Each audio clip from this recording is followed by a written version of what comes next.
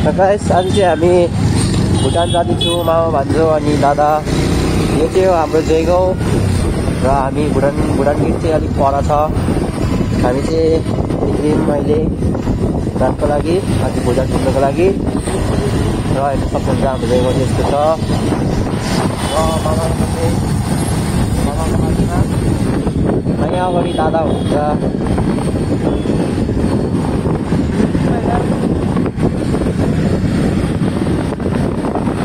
Bhutan get चाहिँ थोरै अगाडि छ र भुटान घुम्नुको लागि चाहिँ अहिले हामीलाई नयाँ सिस्टम छ गाडीहरूको लागि चाहिँ, जो चाहिँ सुविस्ता छन् एकदमै। आफ्नो आइडी प्रुफ र बाइक नम्बर हालेर गाडी नम्बर हालेर हामीले रेजिस्ट्रेसन गर्नुपर्ने छ। अनि हाम्रो एउटा क्युआर पाउँछ, त्यही देखाएर अहिले जानुपर्छ।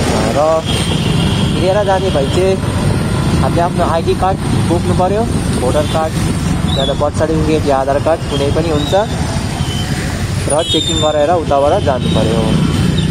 अहिले चाहिँ हिँडेर जानेहरूलाई पनि सुविधा छ, जो कि बायोमेट्रिक हो। बायोमेट्रिक गऱ्यो भने चाहिँ हामीलाई जस्ट गेटमा गएर उभिनुपर्छ र स्क्यानरले स्क्यान गरेर हाम्रो लागि गेट खोलिदिनेछ। अहिले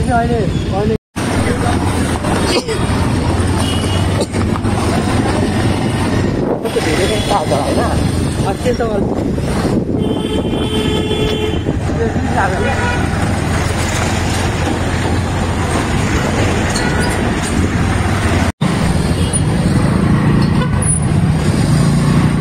यहाँ चाहिँ दुवैपट्टि चेक हुन्छ। जस्तो इन्डियापट्टि आउँछ इन्डियन आर्मीले चेक गर्नुहुन्छ, जस्तो भुटानपट्टि जानुहुन्छ भुटान पुलिसले चेक गर्नुहुन्छ। र हामी चाहिँ गाडीभित्र पसिसकेको छ। अलिकति जाम पऱ्यो यहाँ गेटमा पनि अलिकति कन्स्ट्रक्सन चल्दै रहेछ। यहाँ चाहिँ यसरी चेक गर्नुहुन्छ र भुटान हजुर स्क्यानरहरू निकाल, स्क्यानरहरू देखाऊ। र यस्तो स्क्यानर बनाउनु पर्छ हो।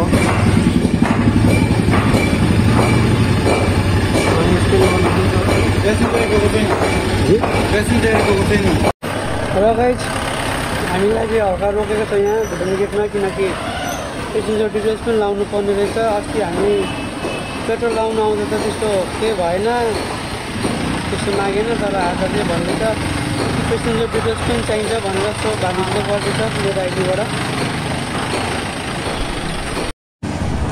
भुटानको लुक चाहिँ यस्तो चाहिँ एकदम यहाँको रुल्स रेगुलेसन एकदमै स्ट्रिक्ट छ र एकदम रुल्सलाई फलो गर्नुपर्छ। फलो गरेन भने चाहिँ यहाँ चाहिँ साह्रै पर्छ गाइस। र तपाईँहरू नेक्स्ट टाइम आउनुभयो भने चाहिँ धेरै कुराहरू ध्यान गरेर आउनुपर्ने भयो, किनकि यो मेन भुटान काउन्सिलिङ पर्यो।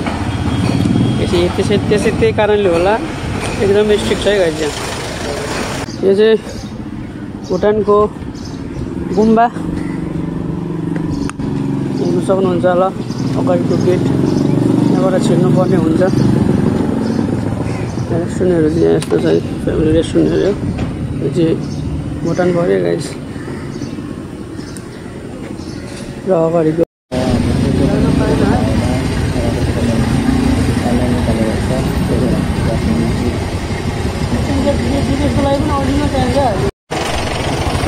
टर्मिनल गेटमा उयो रिक्स भएको छैन हुँदैछ।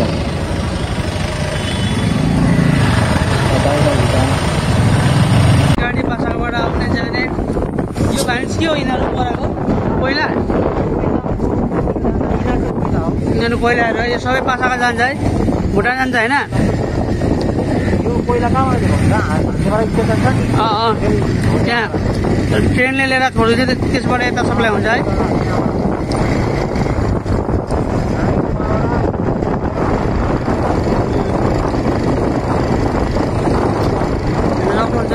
गाडी ठुल्ठुलो गाडी टेक्टरहरू मात्रै कुद्छ यो बाटो, त्यही भएर यो बाटो बनाएको जस्तो लाग्यो। पछि आउँछ त जाम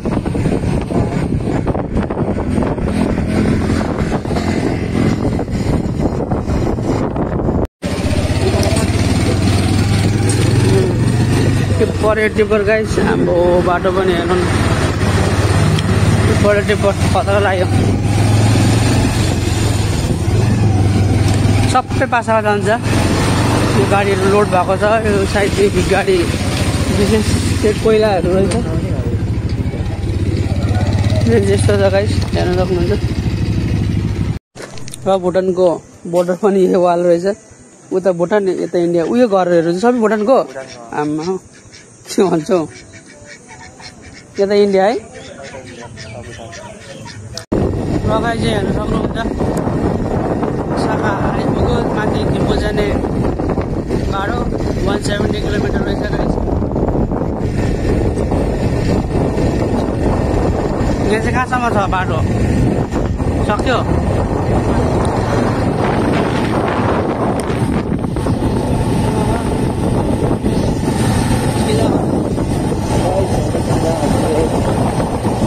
गाइस हेर्न सक्नुहुन्छ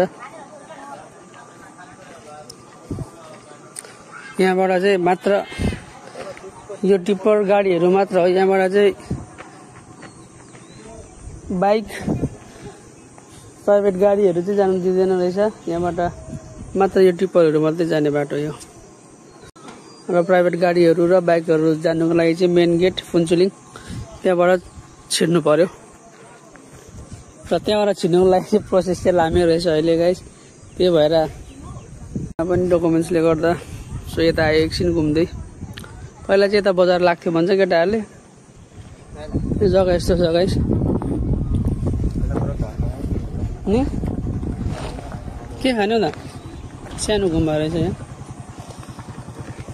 बानिस हेलो गाइस के भन्नु चाहन्छौ मजा आयो आज मजा आयो के प्लानिङ थियो हाम्रो भन्नु न मजा आउँथ्यो तर अनफर्चुनेटली भएन हैन अलिकति डकुमेन्ट्सको प्रब्लमले कसको मेरो कि तिम्रो नेक्स्ट टाइम जानुपर्छ भुटान मेरो कि तिम्रो पुरा पहाड घुम्नु छ अब मेरो त भन्नु मिलेन हो के गर्नु अब यस्तै परिगयो थाहै त थिएन अन्त यार त्यस्तो हुन्छ भनेर पहिला त त्यस्तो थिएन लकडाउनले चाहिँ निकै चेन्ज भएछ नि त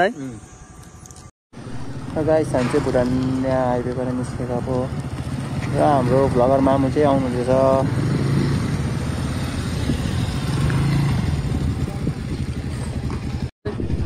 पासाखान घुमिसक्यो भुटान जान पाएन अब फर्किन्छौँ हामी आउँदा भाँडा टिप्दै पऱ्यो अब जग्गा म गर्छु भनेको लगाइ यो चाहिँ भुटानको फर्स्ट लाइन हो